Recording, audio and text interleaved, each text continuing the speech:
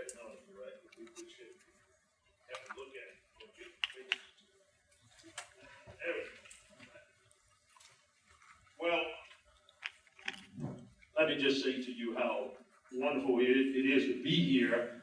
And it reminds me when, you were speaking in the old days, and you always started when at this point of the program, you says, protocol haven't already been established. That keeps me having to call out Adam Stein's name and Gene Phillips and all these other folks sitting here, Marion Phillips sitting right there, and the dean here, on and on. It's just a pleasure to be here. And as I was saying to the dean earlier, I love this group because I don't often go in a group where there's nothing but just love for the kind of stuff I do. I like that. And as I was listening to the panel previously, I was thinking and reflecting on there. One thing stuck out, because we do everything by analogy. And when it was talked about that there was a sit-in and what you had to do, you had to be limp and you had to be straightforward. Man, it sure reminded me of being in Wyoming when they told me if you go hiking, you see a bear. You gotta just stay still and don't look and hope that. And yet you were in front of a bear during those time periods. And Ms. Ackworth talked about a particular student, and just how you draw on your different experiences and that student. I promise you it sounds just like what Pastor John Adolph, who's a Beaumont, Texas church down there, he preaches a sermon online called Somebody Go Get Leroy. If you've never heard a sermon in your life, you want to Google that one. I guarantee you that. But it covers that subject almost in the titles in entirety. So we're here to celebrate or to commemorate the 60th anniversary of the Civil Rights of 1964. And we do so on this day, July 2nd. July 2nd, 1964 was passed. We do so, recognizing how it got to where it was. I mean, James says I'm a historian. I call it kind of a legal jurisprudence. Because I firmly believe that the law shapes in the way we do things. Hamilton used to believe it. I don't know if I gave a talk on that and discuss how those cases, all the way from Gaines versus Missouri to Sweat versus Painter, it was a build up all the way to Brown. And it wasn't just history, it was playing upon the elements that we were given, stare decisis and precedent. And Hamilton Houston understood that. He understood that if you build on it block by block, when you get to that Supreme Court, that thing is already set up. And I can tell you right now, it's being used on the other side to the same degree. So we can talk about facts and stuff, but it's really the law that governs us. And old professor said to me when I was at UVA in a master's program for law, and he always started class, he says, what is law? And where does it come from? And you don't reflect on that very often, but what is law? And how do you respect where it comes from? In this instance, we're talking about the Civil Rights Act. Now we know that the Reconstruction started a whole different plan. Now there's a whole, you're talking history, Reginald, professor. You know that it was the context in which that was done. It wasn't necessarily done so that you could give slaves rights. It was basically done in the context, you got 3/5 clause. What's getting ready to happen? You're getting ready to make about 4 million people citizens, and they're going to go from 3/5 to 1. Then who's going to benefit? All the southern states are going to benefit. So then you have acts that come out, the Civil Rights Acts from 1866 on, to try to create voting rights, and so that you will not disenfranchise these newly freed slaves here. I mean, there's a reason for it, but the law builds it up, and I'm just building up to where I'm going here. But this all starts in '64, of course, in '57. You remember the infamous Strom Thurmond. He just filibustered the heck out of that thing for the longest he could, but it didn't work. And ultimately, it did pass, but it was a weak-kneed bill. It wasn't much to it at all. But it did do this. It gave impetus for believing you can pass these things, that you can beat a filibuster. And that was a big point with the 57 one. So then you slide into 1960 or so, we get around John Kennedy becomes the president, which is good, because John Kennedy has promised what? A robust Civil Rights Act. But then he becomes president, and then there's this thing called Cold War, and called getting a man on the moon. And suddenly, civil rights is not a big deal. That goes goes on until about 62. You got King and all of these protests are going on, and there's a bubble that's just about to burst in America at that time. And so then they begin to talk about, the Rustins and others begin to talk about, well, we need to have a march on Washington. And so they start planning this march on Washington. But Kennedy doesn't want it, because he said, well, you got these, 18 or so senators down the southern, you don't want to make them mad. You want to, why don't you just abandon this? They said, no, we won't do it. We're going to keep on doing this thing. So somewhere around the summer of 1863, it begins to boil over. Reginald, I'm not telling you anything new on this, but during that summer, in fact, on August the 28th of 1963, you did have the March on Washington. And Dr. King did give his I'll Have a Dream speech. All well and good, but about 2.5 weeks, maybe 3 weeks later, tragedy strikes. We're into September, somewhere around the 15th, and you know those 4 little girls down in the 16th Street Church in Alabama are killed in a bomb, and the nation erupts emotionally. So you got this stage setting up, and then November the 22nd, horror absolutely strikes. President Kennedy is killed. We are just so fortunate to have Lyndon Johnson. Whether you like him or not, or what he believes, whatever, that man was effective. And he was really tough. He took this thing on and moved it forward, even with King pushing him to go further and up. But ultimately, you did get an act in July the 2nd in 1964. And it was a monumental act. I mean, there were parts about it that were strange when you think about it. I mean, it dealt with all the good stuff. Religion, race, national organ. Didn't have sex in there because some congressman up in Virginia got wise. He was, you know, the story is almost comical. He is totally against this thing. So he gets up and he sends an amendment up to add sex into it. He thinks for sure this is going to kill the bill. It has the total opposite effect. And that's how sex got into it, is because they introduced it to kill it. What's that old religious thing? What you meant for evil, God meant for good? That was good. I liked it. So that's where we are. And as we look about the struggle, you know, my friend Pat Timmons-Goodson, the dean of the law school, she was telling me recently, I often steal stuff from a mail and I stole this. She says, Jim, I'm up in Portland, Maine. I'm at the first parish of the Unitarian Church, and there's a plaque up here that I just want you to hear what this thing says. And she reads it. She says, it says this: a ship is safe in the harbor, but that is not what ships are for. And I said, my Lord, that is absolutely beautiful. That is powerful. It actually fit with the Civil Rights Act of 64, because if you recall what King said about the Civil Rights Act of 64? He said the Civil Rights Act of 1964 was a child of the storm. Now, isn't that amazing when you think about those two quotes coming together? Because in essence, what he was saying was, this didn't come just from the nice, comfortable halls of Congress or from a speech in front of the Lincoln. It was out in the streets. It was being beat and struggles and constant movement of people making that move, that decision to demand change, demand differences. I mean, we all get chance. I'm a judge. You know, I can live in the safest harbor. I'll let you in the secret of being a judge.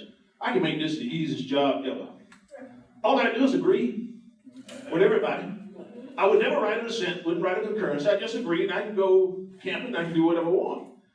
But if you want to not be in that safe harbor, which is where a ship can be and be safe, but that's not what it's built for, you move out. And that was the difference when you had great leaders there. I mean, Thurgood Marshall is a good example. Thurgood's first in the class. He's a good-looking guy. He could have gone on and make money a whole bunch of places. But no, he goes down to Clarendon, South Carolina. He goes out in those rough waters and make those differences. That's King. King himself. I mean, the man's an elegant preacher. He's a pastor. You know he could have been loved all across this country. He might not have made the signs of things today that he has had he not done those things, but nonetheless, King got out in the streets, took the beats, along with others in the process. So I think when we come to this, what it means, and I've said this before, that King did say that the arc of the moral universe bends toward justice, but I'll say it doesn't bend there by itself. It takes effort and it takes work to actually bend that toward the kind of efforts we need, the multifaceted type efforts that are necessary to bring about change. And it doesn't mean that you have to always be anti and against. Anita, I hope I don't mind me calling you out, but Anita's one of my favorite justices on planet Earth, Anita Earls. I'm often in conversation with Anita, and those that know me, Gene, of course, you know I speak frankly, not quite as frankly as you do, Gene, but I'm getting there. You know, when there's a tough job and when things are against you, you know the kind of people we need? We need the very best. We don't need me on the Fourth Circuit or Anita Earls if law and life is just smooth going. You can pick anybody to do that job. That's why we get the best to do it, Anita. That's why you are called upon. The courage to stand up and make that difference. And I will tell you that very seldom when you see a majority opinion that comes out where there's a dissenting opinion, that the first draft of it looked like it did. That dissenting opinion makes a difference. There are changes on it. They're back and forth, and sometimes they don't even look like the original opinion in going about doing it. There's a difference we're making. And whether it is being hollered on Plessy versus Ferguson and where the law ultimately changes, or having a Dred Scott decision where you get the 13th Amendment to change it, change does happen. And ultimately, that arc of the universe does bend toward justice. And that is sometimes the legacy we'll get. It would be nice to be a nice, easy job. Everybody go around, so Judge Wynn wrote a wonderful opinion. I'm so glad that you did this for gerrymandering, that it's no longer a political thing anymore. I mean, but do I fundamentally believe that the decision I wrote on gerrymandering that says that politics should not be a part of it will one day be the law? I absolutely do. I absolutely do. And it will come because the world doesn't stay the same way. And that's why, even in recent decisions, you have a big decision this week. You guys think I'm going to talk about the Trump case. I'm not doing it. But I might. Their case was the Chevron case that says that you can't give agencies don't get deference. It originally started with the other side. The Reagan administration pushing for the Chevron case. Over time, politics and things changed. Now they want to push it back. So what do you think is happening here? The pendulum is moving depending on who is there. And that's sort of the way we are dealing in a world. And there's one part about, I can say many things to you. I can talk about the court, the makeup of it. By the way, for those of you that think I've already left the court, I can give you the paraphrase from Mark Twain that you know where the news about the beast is greatly exaggerated. I'm still here, and I'll be here until the President and the Senate confirm someone for this position, and it is my intent that that'll be done this year.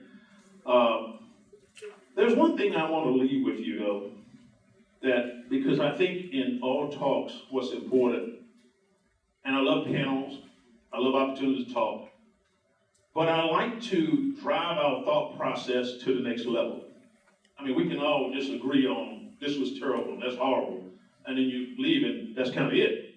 But we should all leave with something to think about. And I want you to ponder this because it really struck me. And I pulled this from the Civil Rights cases of 1888, 1883, where Justice Joseph P. Bradley wrote the opinion. These are the cases that, you had to, after Reconstruction, all of the civil rights acts in the world you had, Supreme Court took them away from you. I mean, from the Reconstruction case to the Civil Rights Act of 1883, the slaughterhouse cases, Plessy versus Ferguson, on down the road. They basically narrowed it so much or took it away, said it was unconstitutional, and just took it away.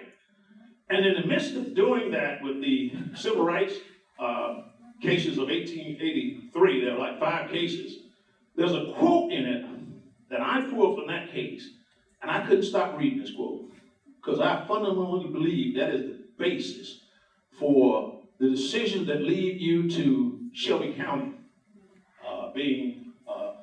dealing with the Voting Rights Act, or current decisions like GUDA, or affirmative action being done away with. This quote, to me, is what I think has led to it, and is really when you get lost in the premise and the fallacies of the conclusion that arises from it. But I want you to listen to this quote. This comes directly from the Civil Rights Act case, Civil Rights cases of 1883. Justice Brady is writing it. He says, when a man has emerged from slavery, and by the aid of beneficent legislation, has shaken off the inseparable concomitants of that state, there must be some stage in the process of his elevation when he takes the rank of a mere citizen and ceases to be the special favorite of the law. And when his rights as a citizen or as a man are to be protected in the ordinary modes by which the rights of other men are protected. If there is something that could be said, and if I could step out and say it in a way, I would say, I don't think I've ever read more of a piece of bull in all my life. Just the common sense of it, when you just assume instant equality. You're a slave one day, all of a sudden you're equal. Now I can get my rights just like any other citizen. I don't need anything else. The fallacy being that surely was not the case. Not even close to the case. But even beyond these so-called special laws, what special laws is he talking about? The acts were intended to deal with laws being passed that cause discrimination. You can't eat here. You cannot be promoted here. Your race can be used as a means to deny you rights. And yet there's an amendment that says, no, you can't do that in America because everybody's equal. You cannot do this on the basis of race.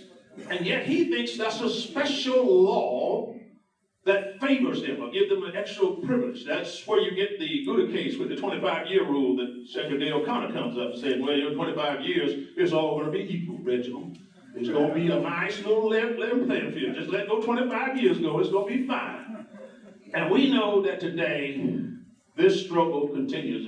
It continues in so many different ways that the world, when you have a situation that's the Civil Rights Act of 1964 to be followed by the Voting Rights Act, there is always push. And when you use this kind of logic here, that, well, you're let out of prison today, and you just like everybody else now. Don't worry about a job or anything. We're not going to give you any benefits, nothing else from that. No, nothing for that. We're not going to look at anything on that. Even though you're wrongly imprisoned for hundreds of years, even though you've been denied, and even though there are laws that say you can't even vote, or we'll take it away from you, don't worry about that. You can go through the usual channels to try to challenge that. And when there are laws that keep you from having the rights and privileges that you are entitled to, by the way, that privilege and immunity clause, that's gone. The Supreme Court said that's no good in the Constitution. I don't know how that happened. But they are textualists, and I'll leave them alone. So I think ultimately my role as a judge, and Anita, I'll say this to you and any other judge, Joe, I never sought out to change the law, but to use the law for what it is. And to understand it. When I wrote the Rucho case and said that the politics could not be a basis in voting rights for drawing districts and things, it was based on the law. It was based on their own principles. And I submit to you, had Justice Kennedy still been on that Supreme Court, it'd probably be the law right now. I know it would have been the law, because I was writing his opinion the whole time. And unfortunately, he left before it came down. But the point being, and I actually wrote a law review article in the New York Law Review, and some people say a judge shouldn't criticize the Supreme Court, but we do it all the time. And they have no problems with it. It's only when Jim Wynn criticized them that they got problems with it. That I should write an article to the Washington Post criticizing immunity in police brutality cases. Well, why shouldn't I? It's the law, and you got it right in front of you. And I didn't say anything that's not true. It's all there, right in the article. And it's being done every day by judges and people across the state. I'm one of the low-end people doing this stuff. But I become iconic because I happen to be an African American doing it. Well, that's just the way it's going to be. Because unfortunately, maybe for the rest, I have been given a lifetime appointment.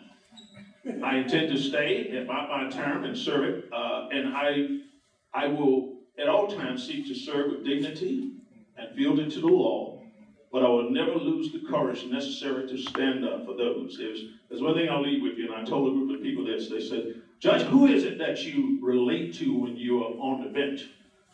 I said, well, as James Williams said, I grew up in 252 on a little farm down there. And I, as a little boy, would stand in my front yard and see this huge field. And there was a man, his name was Willie Hobby Bell. I don't know how old he was. At that time, it looked like it was 100, but he probably was 30. I don't know. But every day, he would hook a mule up to a plow, and he would go up and down that road, back and forth. And he did it all day long. He was never in trouble. He took care of his family. That's what he did. And I often wondered, who speaks for Willie Hobby? I mean, you all got lawyers, they speak for anybody. Who speaks for the Willie Hobbies of the world? That's not my only job, but it surely is a focus when you talk about bringing diversity to the court. It is a focus I bring in every case. I'm saying, who's speaking for Willie Hobby? So I'll leave you this. Thank you for letting me come to speak. Sometimes they let me speak through my